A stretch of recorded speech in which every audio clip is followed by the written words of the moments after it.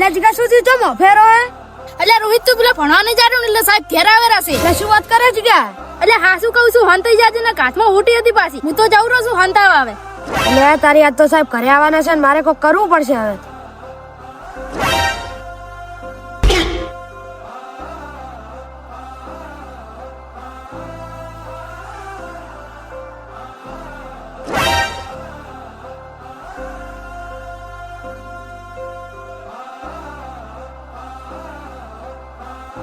હવે સાહેબ ને આવ દે. હવે સાહેબે નહીં ઓળખી કે મન તો એટલે આ બા રોહિત નું ઘર છે.